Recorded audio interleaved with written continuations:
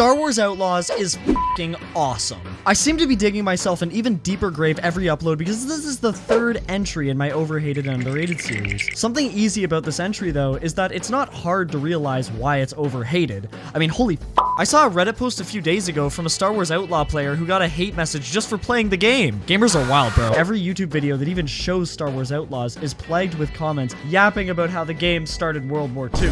This platform alone has so many videos like, Star Wars Outlaws is bad? Star Wars Outlaws is the worst game in years? Star Wars Outlaws had its way with me as a child? I mean, if it's really that bad, then why did one of the Baldur's Gate 3 developers consider it the best AAA game he's played in years? And why is the community for the game so passionate about it? Typically in gaming communities, it will be super divisive at launch, but for some reason, if you check the Star Wars Outlaws subreddit, it's all people that love the game for what it is. Personally, I was actually scared to make this video after the first few hours because I thought it was so mediocre that I wouldn't even be able to say anything about it. But then, after a few more hours, I realized that this game is really, really good. It's not perfect, but it sure as hell is overhated and criminally underrated. Thanks for watching. First and foremost, let's address some of the super common complaints that I hear all over the internet every day about Star Wars Outlaws. For example, the game has PlayStation 3 graphics.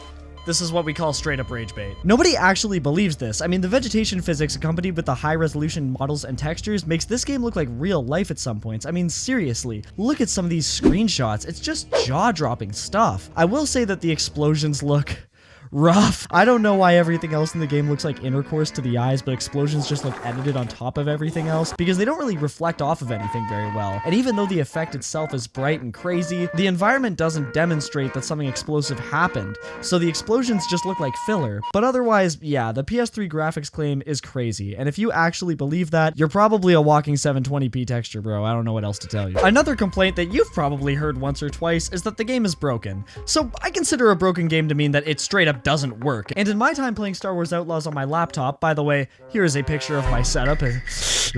Somehow, it has never crashed, frozen, or broke, where I couldn't progress through the game. I encountered one glitch with Nyx where he got stuck in the air, but even then, that fixed itself in a matter of seconds, but otherwise, the experience has been smooth. I will say that the enemy AI is very, very bad because they could be really stupid. But there are also some pros to their design, which I will get more into later. But yeah, those videos that you see online, those are not faked. I don't know if the Empire has been forced to watch YouTube shorts all day, but something is not working in their training. The optimization on PC is insane though. Considering how good the game looks, I expected it to run way worse than it does. I'm playing on high settings with some ray tracing with a RTX 3070 laptop GPU, and it gets the job done. Oh shit, okay.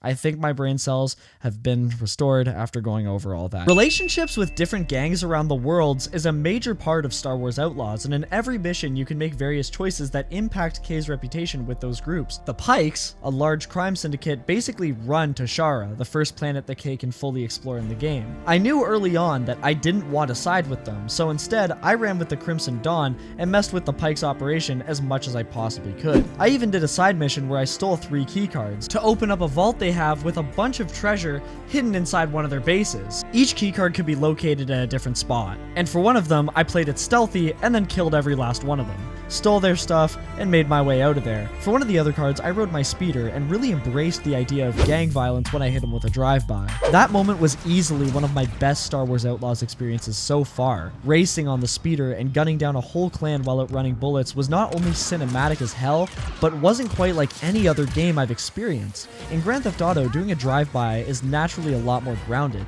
but the space fantasy chaos that Outlaws brings to the table is absolutely worth trying. Anyways, I messed with the Pikes quite a bit, and then later on, I got a main mission from their leader saying that he wanted to make a peace offering with me. Typically in big games like this, choices don't impact the main story that much, and it's not like Star Wars Outlaws invented the idea of player choice, but the fact that the game has fleshed out cutscenes, fun side missions, and an open world, and player choice that works, that surprised me. Obviously, that alone isn't enough to make Star Wars Outlaws stand out, but what did make the game stand out to me was the main mission, False Flag. In False Flag, you enter an Imperial ship to steal parts for your own. While I was trying to get to the objective in that mission, I followed a path that kept getting me killed because I suck at stealth and strategy. While on that route though, I found loot, heard original dialogue between soldiers, and explored a ship that felt big and threatening. Eventually, I tried a different route and actually got to the objective, but that's when I realized just how hands-off the game is. The developers make this super detailed level, let you solve it how you would in Kay's shoes, and then puts you in a fully animated cutscene, and then even better, lets you choose during that cutscene how you want to handle the outcome of the mission. This video game takes everything that makes a video game fun and just runs with it. And again, this isn't completely original to Star Wars Outlaws, but for a stealth game where you play as a lying thief in a space fantasy world, it's just pure fun. I was super shocked at how un-Ubisoft this game turned out to be. For example, in Ubisoft games, it's typical for microtransactions to get shoved down your throat. I bought the base game, and it's a great experience, and in the pause menu, it's just an innocent pause menu. No shop button in sight. What year is this? Hell, even the Ubisoft Connect button immediately brings you to achievements, which is obviously the bare minimum. I'm not saying that it should be commended that companies aren't trying to smother you with ads, but this is certainly a nice change from what we've seen before. Also, Ubisoft in recent years have been inflating their games with unnecessary content to extend the playtime. There are 21 main missions in Star Wars Outlaws, and to 100% the game, it doesn't even take over 100 hours for the average player. The content crammed into this game is plentiful, but more than that, original. I think it helps that Massive led the project, the developers behind The Division 2 and the new Avatar game. The creative director had a lot of things to say about the game's design in the article Crafting the Scoundrel Fantasy, a deep dive into Star Wars Outlaws with creative director Julian Girardi. The creative director spoke about freedom when the journalist Brendan Fry asked the question, given that Star Wars Outlaws is a very big game with a lot to do, how did you as a studio decide to include elements like space combat, location scouting, and stealth mechanics? How did you bring these aspects together to ensure they all felt natural to the overall experience? Julian responded with, I think it stems from a higher level approach. Once everyone, from HQ to Lucasfilm Games, agreed that this would be an open world game featuring the scoundrel archetype and the player fantasy, everything needed to align with that vision. Freedom is a huge part of being an outlaw, so naturally you need open world freedom. This means including a speeder, a spaceship, a blaster, the ability to avoid combat, and the Empire tracking you down if you commit crimes in front of them. Everything naturally builds itself around the player fantasy, so at the end of the day, the creative framework is clear, and then it just becomes the question of whether we can afford to do it. Speaking of the scoundrel fantasy, Star Wars Outlaws did something very original for a AAA game, in that it made Kay permanently grounded. And in my opinion, that was genius. The thing about this game is that people go into it thinking it's going to be a guns-blazing, power-hungry adventure, but that's not exactly Kay's character. Kay physically isn't very strong, so she relies completely on manipulation, stealth, and strategy to get by. What makes this game interesting is that the Star Wars universe is massive, dangerous, and filled with things like the Force, lightsaber duels, massive gunfights, but imagine playing as a character that's not very good with a gun, doesn't have the Force, and can't use a lightsaber. Now that makes things interesting. Kay can pick up enemies' weapons and use them for her advantage, but she can't put them on her back and carry them with her,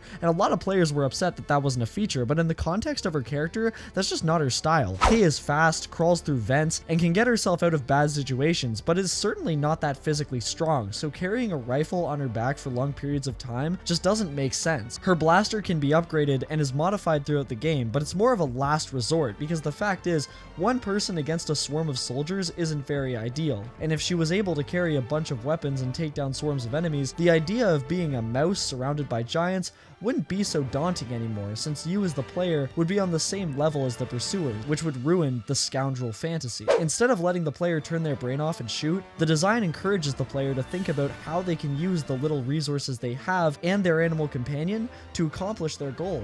And that's why I think that Massive taking the risk of only giving Kay a blaster for her main weapon was a great idea. And for what the game is, it shouldn't have been done any other way. Another great thing about Kay that I'd like to note really quick before the next segment is that she always has something to say about her environment.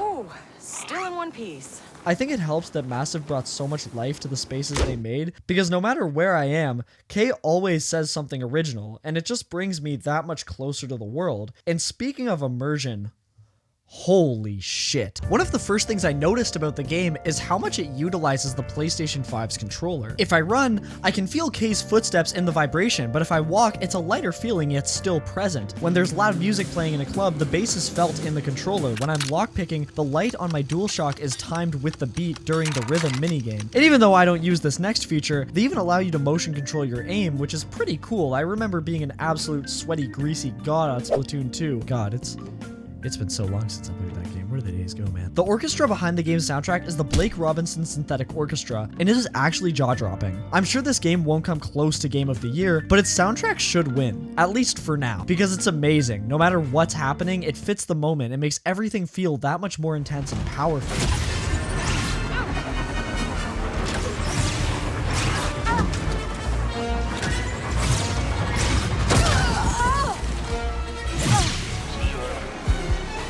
Like I said earlier, the vegetation physics had my jaw to the floor, and when I flew back to Toshara after being in space and didn't even see a visible loading screen, I knew this game was special because it is unapologetically cinematic, and it's clear that's what the developers wanted Star Wars Outlaws to be. That's something that I think this game does really well, in that it tries so hard to be a movie, and if it wasn't for the odd jank every now and then, like the comically stiff hand-to-hand combat, it works. It works really, really well. I purposely left out one thing in the common complaints section, because I think it is so relevant to games outside of Star Wars Outlaws, and it really tainted the game's reputation in my opinion. So we're going to talk about the Red Dead Redemption 2 effect. We've all heard it. Red Dead Redemption 2 split the bread, poured the wine, forgave your sins, and sent a promiscuous goth girl right to your doorstep, and it's also my favorite game, so this segment is not at all coming from a place of hate. I love Red Dead Redemption 2. The problem is how it changed video game expectations forever, until the next big game, which will definitely be GTA 6. Red Dead Redemption 2 was in development for 8 years. Every Rockstar studio was going ham on it, and translated into numbers, that's about 2,000 plus workers. So yes, Red Dead 2 is seamless. Pupils dilate depending on the time of day. Corpses decompose. It is absolutely incredible. The developers were also working 100-hour work weeks, so when you get a game like Star Wars Outlaws with around 700 developers, half the time given to work on it, way less of a budget, and of course, working regular healthy hours, of course the game isn't going to be Red Dead Redemption 2, and it's crazy to expect that. A video game is going to be a video game. As long as it's not straight up false advertising and doesn't work at launch, it's fine. Sure, the AI may not be incredibly smart, but I do like how they spot you from a super far distance, making it more tense trying to get checkpoint to checkpoint. The thing about Star Wars Outlaws is that it was advertised as a scoundrel fantasy. It was advertised as an open world game where you take on various crime-related contracts from different syndicates, and that's exactly what it is. If Outlaws doesn't floor you like Red Dead 2 did, and that's why you don't want to play it, that is perfectly okay, and believe me, I've been there. But to say that it's objectively a bad game for not meeting an insane standard is just straight up silly. Red Dead Redemption 2 is a game that prioritizes keeping the player immersed. Danganronpa is a game that prioritizes keeping the player tense and engaged in the narrative, and Star Wars Outlaws is just one of those games that wants to make sure the player is having fun at all times. We live in an era right now where developers are embracing slowing down the flow of gameplay to create negative space so that the story or whatever event following becomes more impactful later on. It's a great approach, and it is proved to be effective. However, it's become more difficult these days to find a AAA game that you can always be hyped with. I started a mission by speeding to my contract, and she told me that I needed to steal a part from an Imperial base to upgrade my speeder. While driving there, I expected it to just be another shoot and run type ordeal, but it ended up becoming a platformer with no combat at all. And every now and then, I'd have to observe my surroundings to solve a puzzle and proceed. I finished that mission, upgraded my speeder, and because I spent time exploring the world and doing side content beforehand, I even had enough parts to afford more upgrades on top of what I had just earned. The wide range of mission styles, partnered with how rewarding everything feels, just makes Star Wars Outlaws consistently fun. At the beginning of the story, my animal buddy Nick stole this ring off the biggest mob boss on Toshara, but because I held on to the ring and didn't sell it to a trader, I was able to give it back to him later on, which boosted my reputation with his gang, the Pikes. All of this is simple stuff, and it's not that any of this is groundbreaking or original, but it's all done at once, giving the game so much variety that keeps me coming back every second I get free time. And like most open world games, it even has an addictive card game. I just need to win it big. I believe that Star Wars Outlaws is a super fun and engaging take on the open world formula. Exploration is seamless and rewarding. The player choice makes everything replayable, and the un-Ubisoftness of everything kind of gives me hope for what's to come in the future. I think that despite what you hear, it's important to give things a try, because personally, I loved what I got, and if you didn't, that's okay. And if you don't like it for a reason that I didn't mention, that's okay too. Personal opinion is what keeps the world turning, because what's more important than player choice is human choice. So why don't you use some of that human choice to let me know what you think in the comments below. Do you like Star Wars Outlaws? And if so, what's your favorite moment in the game so far? And if you don't, I'd like to hear that perspective as well. Thank you so much for taking time out of your day to watch this video, and make sure to have a good one. And me, I'm probably gonna have to change my name, face, and gender after making this video and leave the country.